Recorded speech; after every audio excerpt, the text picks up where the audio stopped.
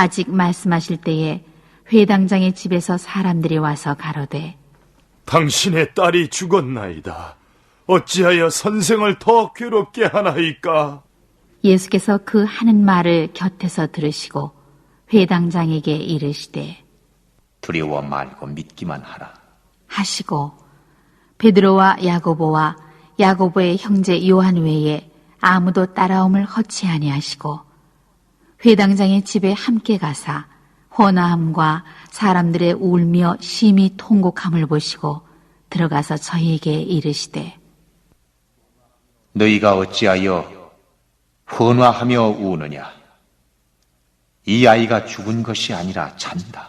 하시니 저희가 비웃더라.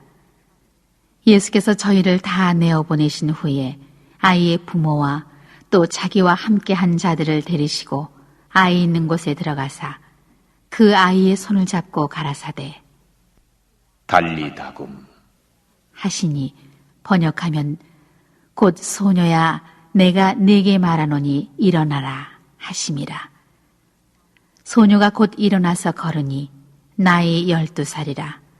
사람들이 곧 크게 놀라고 놀라거늘 예수께서 이 일을 아무도 알지 못하게 하라고 저희를 많이 경계하시고 이에 소녀에게 먹을 것을 주라 하시니라.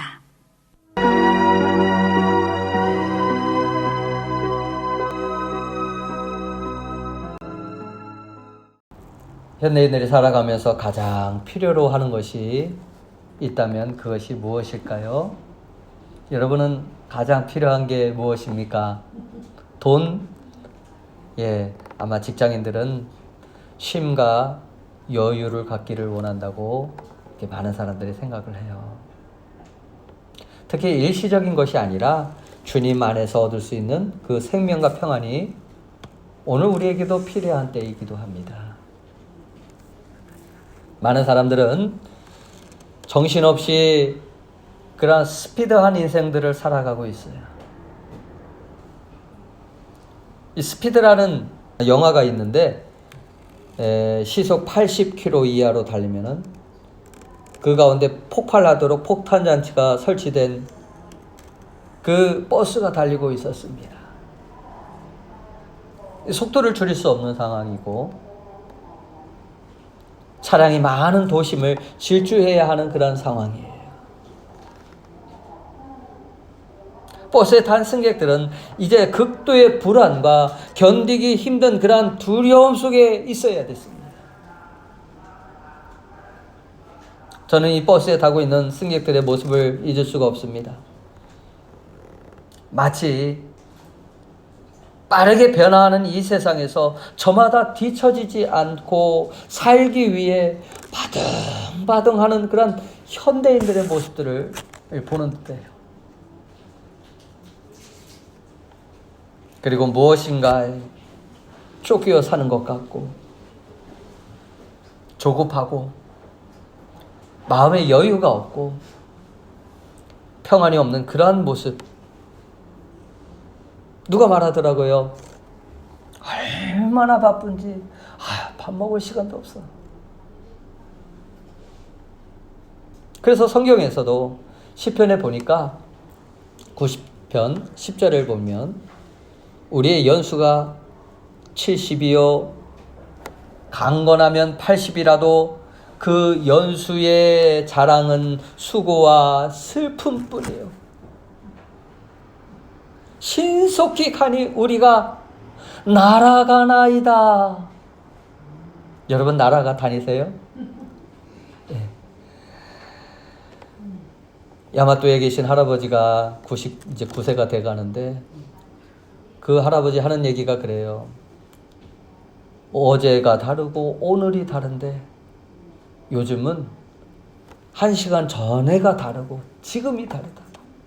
날아다닌대요. 시간이 얼마나 빠른지 날아다닌대. 이렇게 급변하는 세대에서 우리는 어떤 신앙을 가지고 살아가야 하는지 이 시간 우리 살펴보기를 원합니다. 첫째로 문제를 가지고 그 문제를 가지고 있으면 우리 예수님 앞으로 가지고 나올 수 있어야 돼요. 오늘 본문에는 회당장 야이로라는 사람이 등장을 합니다. 그는 12살 된 딸이 죽게 되자 급하게 예수님을 찾아왔습니다.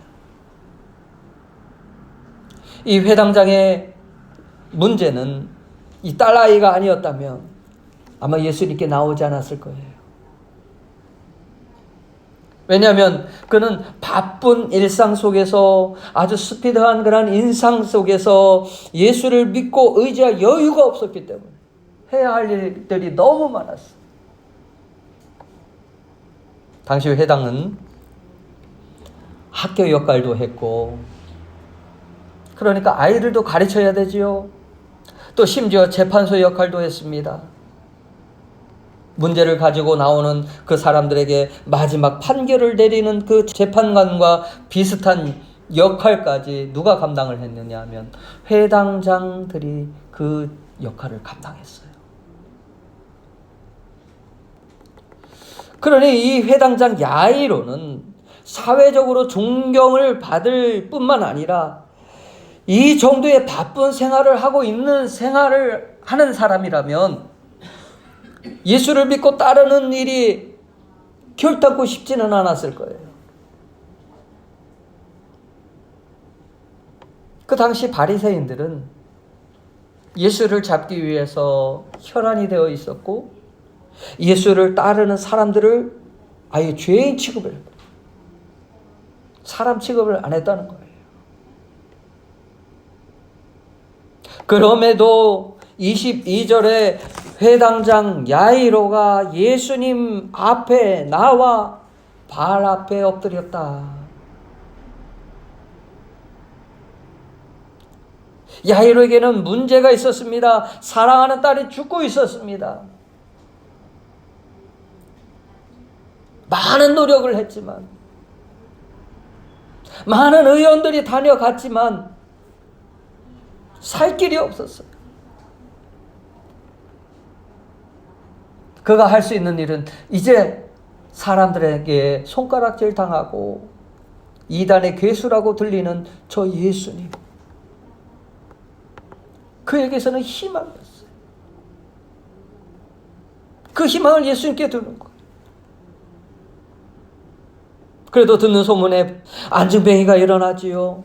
소경이 눈을 뜨고 있지요. 귀신들이 쫓겨나고 있지요. 소문을 통해서 예수님이 어떤 분인지 알고 있었어요. 그는 이단의 괴수가 아니라 그는 살아계신 하나님의 능력을 가진 분이다. 그래, 예수님이라면 내 딸을 고쳐주실 수 있을 거야. 그래서 자기가 가지고 있는 지식, 자기가 가지고 있는 그 신분, 그 높은 지위에도 불구하고, 바쁜 일상에도 불구하고 그는 겸허하게 나사렛 예수님 앞에 직접 나와서 엎드리는 거예요. 23절 같이 보시겠습니다. 시작. 많이 간구하여 가로되 내 어린 딸이 죽게 되었사오니 오셔서 그 위에 손을 얹으사 그로 구원을 얻어 살게 하소서 하고. 사람들은 체면 때문에, 자존심 때문에, 오늘도 인생에 절박한 문제가 있을지라도, 그리고 해결될 수 없는 그 인생의 딜레마를 안고 있어도 주님 앞에 나오질 못해요. 여러분의 절망이 무엇입니까? 여러분의 갈등이 무엇입니까? 여러분의 고통과 문제가 무엇입니까? 내 인생 속에 주님의 부활의 능력, 그리고 부활의 소망을 체험하기를 원하십니까? 오늘 문제를 가지고 나사렛 예수 앞에 나와서 엎드려 보시기 바랍니다. 이 야이로는 한 번만 간구하지 않고 많이 간구합니다. 내 인생의 희망, 내 마지막 희망을 가지고 주 앞에 엎드려 보시기 바랍니다. 그때 우리의 삶에 또한 여러분의 삶에 있어서 부활의 기적은 시작이 되어져요. 예수님이 함께 할 수 있습니다. 두 번째로, 조급하지 않고 우리는 주님의 때를 기다릴 수 있어야 돼요. 예수님은 야이로와 함께 가셨습니다. 24절 보니까 이에 그와 함께 가실세. 아직 야이로의 문제는 해결되지 않았습니다. 예수님만이 우리 집에 가시면, 그리고 딸에게 손을 얹으시면 딸은 살아날 것이다 라는 희망을 가지고 있었을 뿐이에요. 그런데 25절에서 우리가 지난주에 봤던 말씀이 있어요. 12해를 혈루증으로 앓는 한 여자가 있어. 혈루증 여인의 사건이 여기서 일어나는 거예요. 지금 사랑하는 딸의 목숨이 경각에 달려 있습니다. 1초가 아쉬워요. 잠시라도 지체할 수 없는 그런 급박한 상황입니다. 빨리 가야 내 딸을 치료할 수 있는데. 그런데 예수님께서는 회당장 야이로의 문제부터 해결해 주시는 것이 아니라 갑자기 나타난 그 혈루증 앓던 여인의 문제부터 해결해 주시는 거예요. 여러분 어떠세요? 주님, 제 문제부터 해결해 주신 다음에 이 여자의 문제를 해결해 주시는 것이 순서잖아요. 옳잖아요. 저는 다급하다고요. 직접 말은 안 했지만 아마 이런 마음이 엄청나게 들지 않았을까요? 그래서 내가 먼저 주님을 필요로 해서 간구했는데 내 일부터 해줘야 옳지 않겠느냐. 누구나 이런 생각을 가질 수 있습니다. 사람들은 이 조급함에서 벗어나지 못해요. 하나님, 제가 하나님 앞에 얼마나 많이 구했나요? 얼마나 더 기다려야 됩니까? 얼마나 하나님 앞에 더 정성을 보여야 되겠습니까? 그러나 예수님은 오히려 회당장 야이로가 조급함을 버리고 주님의 시간까지 기다리기를 원하고 계시는 거예요. 내 주변 이웃들에게 자비 베풀어 주시고 또 긍휼을 베풀어 주시는 그 예수님은 나에게도 동일한 자비와 긍휼을 베풀어 주실 것이다. 12해를 혈루증으로 앓고 있는 이 여인에게도 그 기도를 들으시고 이 여인을 치료하시는 예수님은 나에게도 동일하게 일하실 것이다. 예수님께서는 회당장이 이러한 믿음을 갖기를 원하셨어요. 사실 우리에게도 이런 믿음을 가지기를 원해요. 예수님께서 지체하시는 것은 지금 회당장 야이로의 믿음을 시험하고 계신 거예요. 내가 그래도 기다릴 수 있느냐? 내가 그래도 주님을 신뢰할 수 있느냐?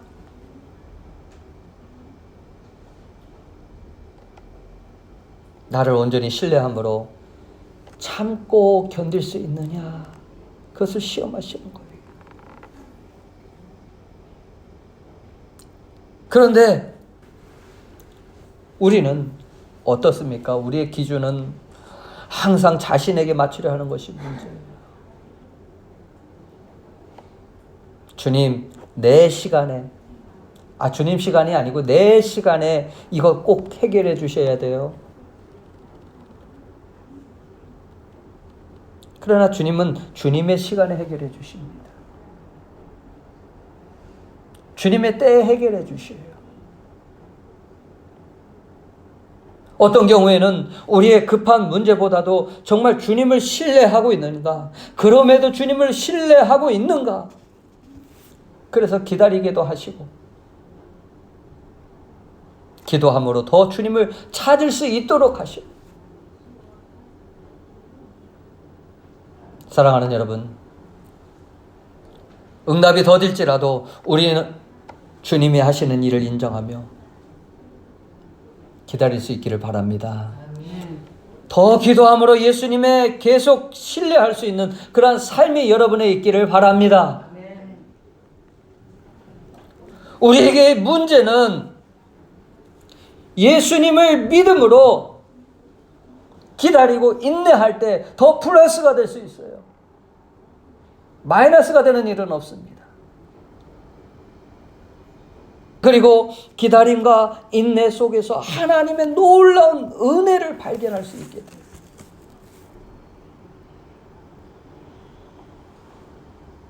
세 번째로, 그래도 믿음을 버리지 말아야 합니다. 근데 문제는 더 커졌어요. 회당장의 집에서 이렇게 지체하고 있는 동안 사람들이 와서 말합니다. 어떤 말일까요? 당신의 딸이 죽었습니다. 상황은 끝났어요. 희망은 사라진 거예요. 그때 이 야이로의 마음이 어땠을까요? 딸이 죽다니. 얼마나 절망적입니까?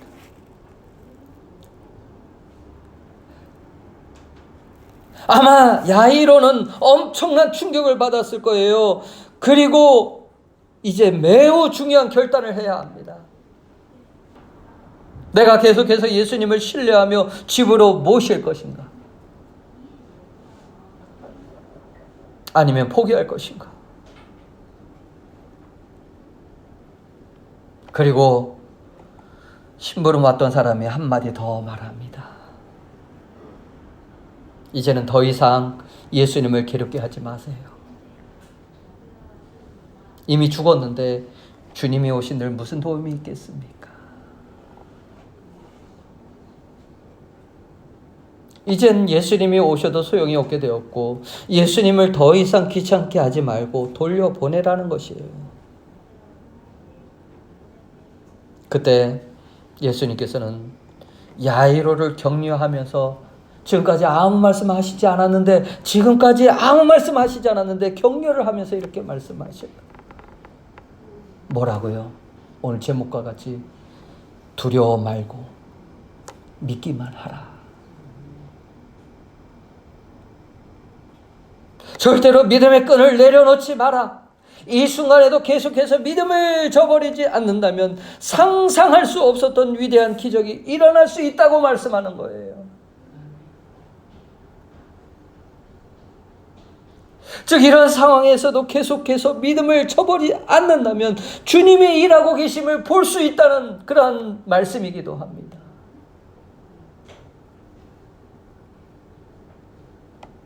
회당장 집에 도착했을 때 그 야이로의 집은 지금 딸의 죽음으로 인해서 난리가 났습니다.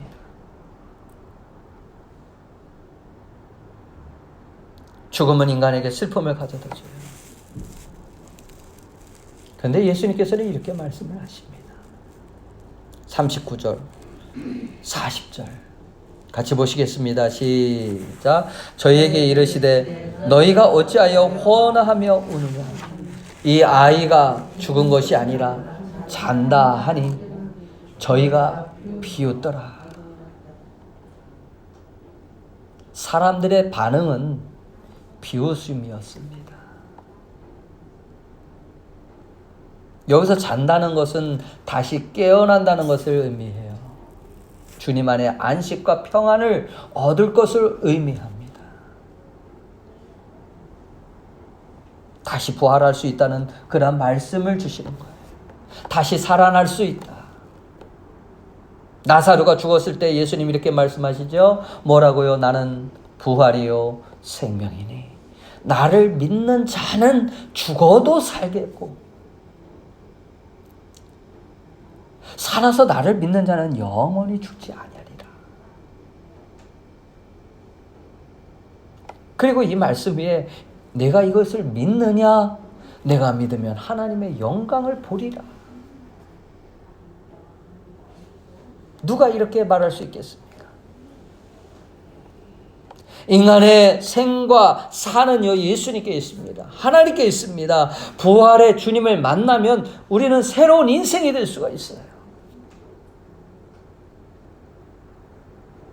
기독교에 5만 번의 기도에 응답을 받았다는 조지 밀러라고 하는 유명한 사람이 있었습니다. 그는 고아들의 아버지로 불렸어요. 그는 재산이 많지는 않았지만 언제나 부족함 없이 고아원을 그 아이들을 부모 없는 아이들을 위해서 그것을 운영할 수가 있었어요. 그는 하나님이 채워줄 것을 온전히 믿었기 때문입니다. 그는 어려서부터 어떤 삶을 살았냐 하면 남의 물건을 도적질하고 거짓말하면서 살았어요. 14살 때에 어머님이 돌아가시자 마음을 잡고 착실하게 살려고 했지만 아무리 노력해도 고칠 수가 없었어요. 그러니까 어떤 분들은 얘기해요. 사람은 늙어서도 변하지 않는 것 같다고. 그런데 아버지의 지속적인 관심에도 불구하고 그는 아버지가 주신 돈을 탕진하고 사람들을 속이며 살고 싶은 대로 마음대로 살았어요. 고쳐지지 않으니까. 그러나 그렇게 하다가 결국 16살의 나이에 감옥에 가게 됩니다. 그 남아있는 것은 정말 아무것도 없다고 느끼는 순간에 그가 할 수 있는 일이 예수님을 영접하는 일이었어요. 그리고 그는 부활의 주님을 만나게 됩니다.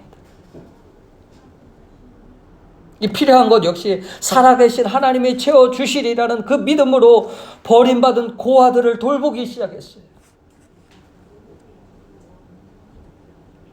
그는 하나님이 일하실 것을 바라보았습니다. 왜? 부활의 주님을 만났기 때문에. 살아계신 하나님이 함께 하신다는 것을 알았기 때문에.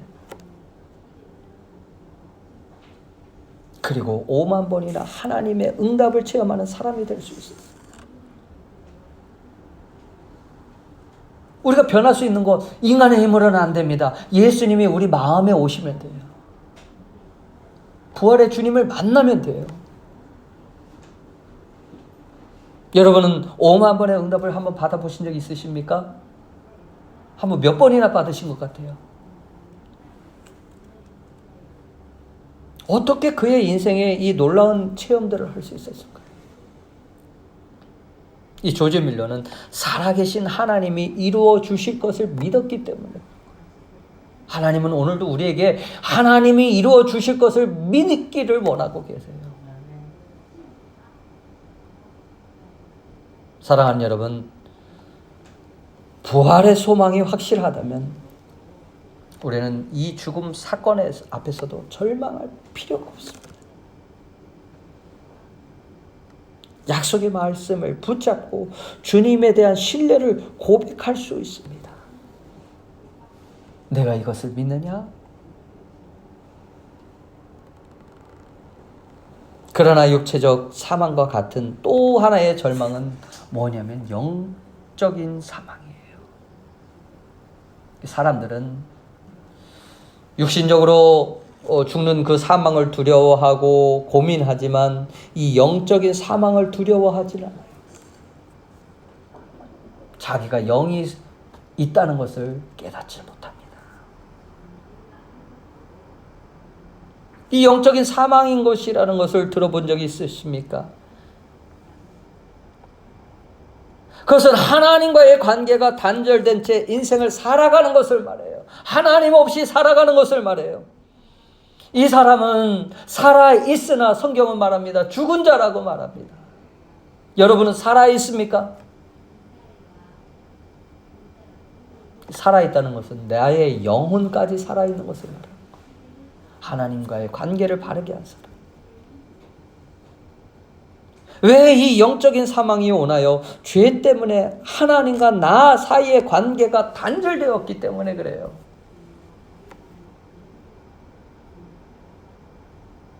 그런데 하나님은 우리를 사랑하시고 우리를 살리시려고 구원자 예수님을 보내셨어요. 예수님은 이 땅에 오셔서 하나님과 나의 관계를 단절시킨 그 죄를 대신해서 짊어지시고 십자가에서 보배로운 피를 쏟으셨고 장사한 지 사흘 만에 부활하시게 되잖아요. 그 사건이 바로 이번 주부터 고난주간이 시작되어지는 그 예수 그리스도를 믿는 순간, 그리스도를 영접하는 순간 우리는 죄 사함을 받고 어떻게 합니까? 하나님이 우리를 자녀로 삼아 주십니다. 아바, 아버지라 부를 수 있게 하나님과의 관계가 회복되어지게 돼요. 여러분 이 사실을 믿으십니까? 그러면 우리는 다시는 이 그리스도 안에서 살아나는 거예요. 새로운 생명을 얻어요. 새로운 삶이 시작되어지는 거예요. 내 안에 예수님이 계시지 않기 때문에 자꾸 옛 습관을 따라 살아가게 되는 거예요.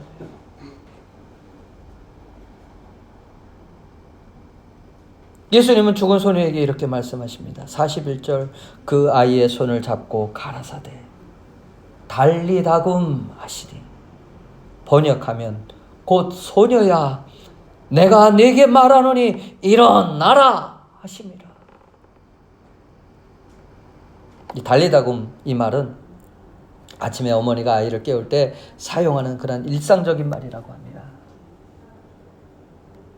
소녀는 실제로 죽었지만은 소녀야 이제 일어나야지. 엄마가 아이를 깨우듯이 예수님은 소녀가 잠든 것을 깨우셨습니다. 그런데 기적이 일어났어요. 소녀는 즉시 일어났습니다. 그리고 걸었습니다. 이 죽음은 생명에게 순종했으며 이 죽음은 창조주이신 예수님께 순종을 하는 모습이 보여요. 예수님께서 계신 곳에 죽음이 변화해서 생명으로 나타나게 됩니다.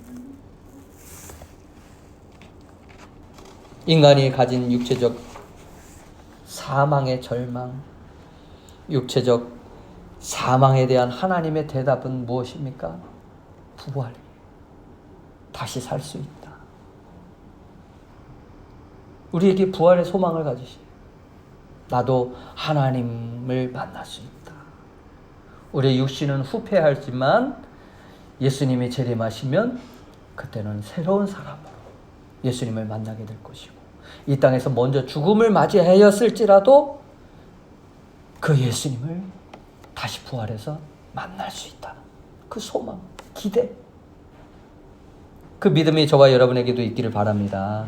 42절 같이 보시겠습니다. 시작. 소녀가 곧 일어나서 걸으니 나이 12살이라. 사람들이 곧 크게 놀라고는 그것은 당연한 반응이었습니다. 왜냐하면 도저히 믿을 수 없는 일이 일어났기 때문에 그렇습니다. 예수님과 함께 딸의 소생을 지켜본 그 야이로는 어떤 마음이었을까요? 절망에서 아주 큰 기쁨으로 바뀌었을 거예요. 또 어떠했을까요? 아, 과연 예수님은 살아계신 하나님의 아들이다 라는 것을 느끼게 되었을 거예요. 예수만이 살아계신 하나님의 아들이요 우리를 죄에서 구원할 수 있는 구세주라는 사실을 조금도 의심하지 않게 되었을 것입니다. 믿음으로 메시아이신 그 예수님께 감사하며 찬양할 수 있게 된 거예요. 사람들과 대면할지라도 예수를 전할 수 있는 그 여유까지 생기게 된 거예요.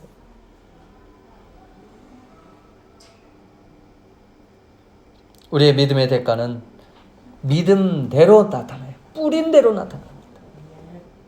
믿음이 적으면 적은 대로, 믿음이 크면 크게 나타나게 되어 있습니다. 주님을 신뢰하는 만큼 나타나게 되어 있어요. 예수님을 믿지 않는 곳에는 아무런 능력도 나타나지 않습니다. 반면에 예수님은 믿음으로 간구하는 자에게는 생명의 기적으로 보여주십니다. 내가 살아나는 것을 느낄 수 있습니다. 내 안에 예수님 없이는 살 수 없다는 그런 믿음을 가지게 해요.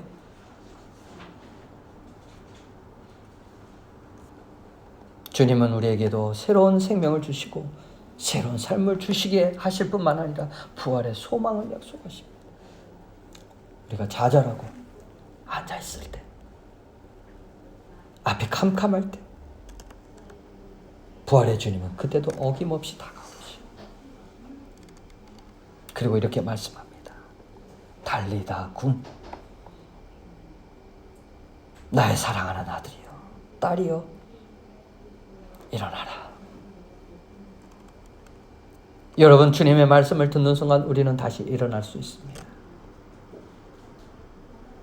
예수님이 이렇게 말씀하십니다. 요한복음 5장 24절 같이 보시겠습니다. 시작. 내가 진실로 진실로 너희에게 이르노니 내 말을 듣고 나 보내신 이를 믿는 자는 영생을 얻었고 심판에 이르지 아니하나니 사망에서 생명으로 옮겼느니라. 그리고 이어서 26절에 이렇게 말씀하십니다. 같이 보시겠습니다. 진실로 진실로 너희에게 이르노니 죽은 자들이 하나님의 아들의 음성을 들을 때가 오나니 곧 이때라. 듣는 자는 살아나리라. 지금도 예수님은 문 밖에서 노크하셔요. 그 노크를 하실 때 우리가 문을 열어야 예수님 들어오실 수 있어요. 듣는 자는 살아나리라. 달리다 굼. 이 말씀을 통하여 예수 그리스도를 신뢰하는 순간 우리는 절망에서 일어날 수 있게 됩니다. 여러분, 우리의 삶이 무기력하고 좌절하고 주저앉아 있을 때에 부활의 주님은 그때도 이렇게 말씀하실 것입니다. 달리라 굼. 나의 사랑하는 아들이여, 딸이여, 일어나라. 삶의 현장에서 게으름과 나태 구경꾼의 자리에서 일어나라. 정신을 차려라. 헌신의 자리로, 이제 충성의 자리로, 주님과 동행하는 그러한 믿음의 자리로, 열매를 맺는 그 자리로 나아가도록 주님은 지금도 우리를 초청하고 계시오. 이 놀라운 주님의 초청에 저와 여러분의 반응은 무엇입니까? 끝까지 믿음을 가지길 원하는 주님의 마음을 여러분 헤아릴 수 있기를 바랍니다. 그래서 믿음으로 삶 속에서 기적의 하나님의 영광을 맛보았던 것처럼 저와 여러분의 가정과 삶의 믿음으로 하나님께 영광을 맛보며 살아가는 저와 여러분이 다 되시기를 예수님의 이름으로 축원합니다. 기도하시겠습니다. 우리 함께 기도하실 때 주여, 우리가 주님, 부활의 주님, 살아계신 주님을 함께 그 음성을 듣고 살아가기를 원합니다. 절망의 자리에서, 낙심의 자리에서, 이제 원망하였던 그 자리에서 일어서서 주님께 영광 돌리는 삶이 되어지게 하여 주시옵소서. 감사함으로 하나님께 아뢰는 삶이 되어지게 하여 주시옵소서. 우리 함께 같이 기도하시겠습니다. 하나님 아버지 감사드립니다.